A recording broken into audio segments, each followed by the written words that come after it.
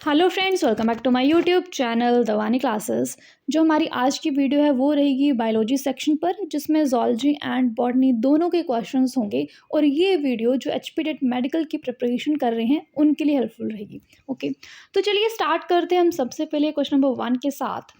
In 70S ribosome what S stands for. जो ribosomes होते हैं उसमें जो एस है उसका क्या मतलब है? Sedimentation, size, shape, Swedberg unit. Right answer is option D, that is Swedberg's unit. Okay, and आप साथ साथ में कमेंट करके भी अपने आंसर्स बता सकते हो क्योंकि अभी ये वीडियो लाइव चल रही है। Okay, next question. SER synthesises जो स्मूथ एंडोप्लाज्मिक रेटिक्यूलम होते हैं, स्मूथ एंडोप्लाज्मिक रेटिक्यूलम, वो क्या सिंथेसाइज करते हैं? Okay, proteins, steroids and lipids, carbohydrates, D vitamins. So smooth endoplasmic reticulum synthesises steroids and lipids. दूसरे तरह के हमारे होते हैं रफ एंडोप्लाज्मिक रेटिक्यूलम, RER जिसको हम बोलेंगे, ये सिंथेसाइज करते हैं प्रोटीन्स को। Okay, so SER synthesizes steroids and lipids while rough endoplasmic reticulum synthesizes proteins. Next one, orange yellow colors of flowers is due to the presence of। जो flowers के अलग अलग कलर्स होते हैं वो किसके कारण होते हैं? Chlorophyll, chloroplast, leucoplast, chromoplast. Right answer is option D, that is chromoplast के कारण।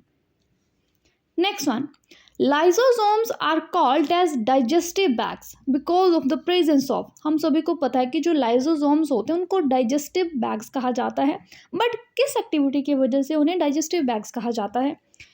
Parasitic activity, catalytic activity, hydrolytic activity, D saprophytic activity.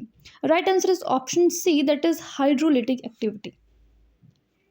Next one, undefined region containing only nucleic acid in bacteria is called nucleoid, nucleolus, nucleus, D cytoplasm. Right answer is option A, that is nucleoid. Next question, membrane which encloses vacuole in plant cells is known as। वो कौन सी membrane है जो vacuole के बाहर होती है? Tonoplast, chloroplast, protoplast, D plasma membrane. Right answer is option A, that is tonoplast. Next one, cell theory was put forward by। cell theory किसने दी थी? Robert brown, Schleiden and Schwann, Purkinje, D Virchow. Right answer is option B, that is Schleiden and Schwann. Okay, next one, electron transport system is present in which of the following organelle. जिसको हम ETS भी कहते हैं, वो किस ऑर्गेनेले में होता है? Endoplasmic reticulum, centriole, nucleolus, D mitochondria. Right answer is option D, that is mitochondria में होता है हमारा जो ETS है। नेक्स्ट क्वेश्चन, आपके सामने एक क्वेश्चन है, 4 ऑप्शंस दिए गए हैं, इनमें से आपको करेक्ट स्टेटमेंट्स चूज करनी है। First statement is mitochondria contain DNA। Second one, 70S ribosomes occur in prokaryotes. Third one, ribosomes are made up of phospholipids and oligosaccharides. Fourth one, ribosomes are not found in protista and monera. तो जो correct statements होंगी आपको वो बतानी है। So right answer is option 2, that is first and second. ये जो 2 statements हैं ये सही हैं, बाकी दोनों गलत हैं। Okay, now next question, when RBCs are put in hypotonic solution, cell are likely to get। जब आप RBCs को हाइपोटोनिक सॉल्यूशन में डालोगे तो क्या वो सेल बर्स्ट कर जाएंगी, सेल श्रिंक करेंगी, swell up and then burst, या फिर D flaccid? Right answer is option A, that is जो RBCs होंगी वो बर्स्ट कर जाएंगी क्योंकि उनमें कोई भी सेल वॉल नहीं होती है। Okay, next one, mitochondria and chloroplast are also known as self-autonomous in nature because जो माइटोकॉन्ड्रिया हैं और जो क्लोरोप्लास्ट हैं इनको सेल्फ ऑटोनोमस ऑर्गेनेल्स भी कहा जाता है। क्यों? They can make their own food, they have their own DNA and ribosome, can exist independently, none of the above. So ये सेल्फ ऑटोनोमस ऑर्गेनेले हैं क्योंकि इनके पास इनका अपना डीएनए और राइबोसोम होता है। Right answer is option 2। Okay, next one, bacterial cell wall is composed of, जो बैक्टीरियाज होते हैं उनकी सेल वॉल किसकी बनी होती है? Cellulose, chitin, peptidoglycan, D fructose. So bacterial cell wall होती है पेप्टिडोग्लाइकन की, और जो फंगल सेल वॉल होती है वो होती है काइटिन की। जो फंगल सेल वॉल होती है वो होती है काइटिन की, बैक्टीरियल सेल वॉल होती है पेप्टिडोग्लाइकन की। Commercial cork is obtained from which of the following species, जो कॉर्क होती है उसको किस स्पीशीज से ऑब्टेन किया जाता है?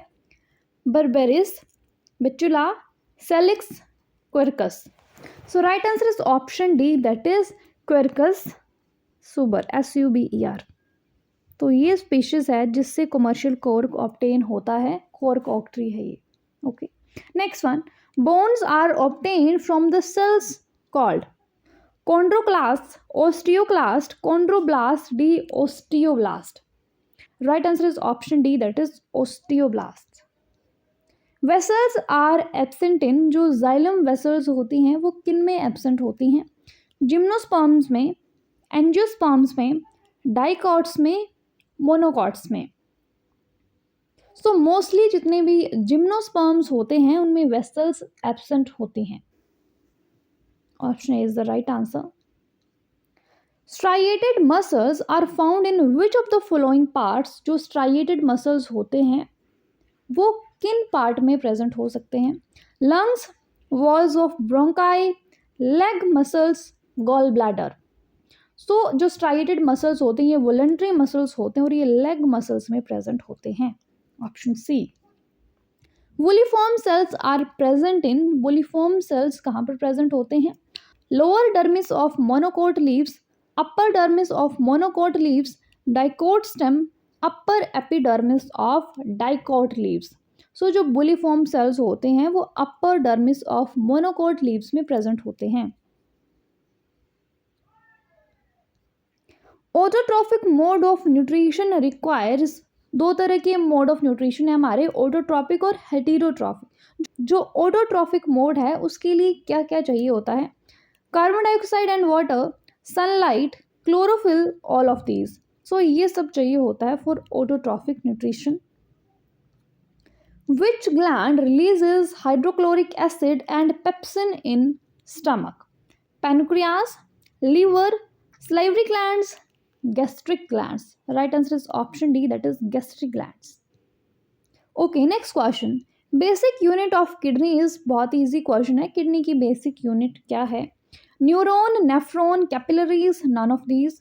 So basic unit of kidney is nephron. और क्वेश्चन पूछा जाता है कि ह्यूमन बींग्स में कितने नेफ्रॉन्स होते हैं? Number of nephrons in human body, जो आपको कमेंट करके बताना है। Okay, number of nephrons. The tricuspid valve occurs between, tricuspid valve कहाँ पर प्रेजेंट होता है? हमारे हार्ट में प्रेजेंट होता है, बट कहाँ पर? Right auricle and right ventricle के बीच, pulmonary aorta, left ventricle, left auricle and left ventricle. So right answer is option A, जो हमारे राइट ऑरिकल और राइट वेंट्रिकल होते हैं वहाँ पर होता है ट्राइकस्पिड वाल्व, और जो बाइकस्पिड वाल्व होता है वो होता है लेफ्ट ऑरिकल और लेफ्ट वेंट्रिकल के बीच। ओके, अगेन हमारे पास एक और क्वेश्चन है जिसमें आपको बताना है कि कौन सा इंस्ट्रूमेंट किसके लिए यूज होता है? ऑक्सैनोमीटर, पोटोमीटर, डायलेटोमीटर, स्फिग्मोमैनोमीटर। तो एक एक करके हम इन सभी को मैच करते जाएंगे, फिर देखेंगे कि कौन सा ऑप्शन हमारा सही होगा। ओके, सबसे पहले बात करेंगे ऑक्सैनोमीटर की। सो ऑक्सैनोमीटर का यूज होता है to measure the growth in plant, measurement of growth in plants, this is auxanometer. Option 5th। B आ गया हमारा पोटोमीटर। सो पोटोमीटर का यूज होता है to measure the transpiration rate, B का हो गया 3rd ऑप्शन। देन आ गया हमारा dilatometer, measurement of imbibition pressure, C का हो गया ए। देन स्फिग्मोमैनोमीटर सभी को पता है, to major blood pressure. Okay, so first का आ गया हमारा 5th। कौन सा ऑप्शन सही होगा? I think option 4। 5th then second का थर्ड, सी का ए एंड डी का second. Option 4 is the right answer. Okay, next question. The longest cell in the body, सबसे लंबी cell, osteocyte, neuron, chromatophore, blood cells. Right answer is option B, that is neuron जो है, तंत्रिका कोशिका जो है वो सबसे लंबी सेल है. Next question. Learning is related to, brain का ऐसा कौन सा पार्ट है जिससे लर्निंग रिलेट करती है?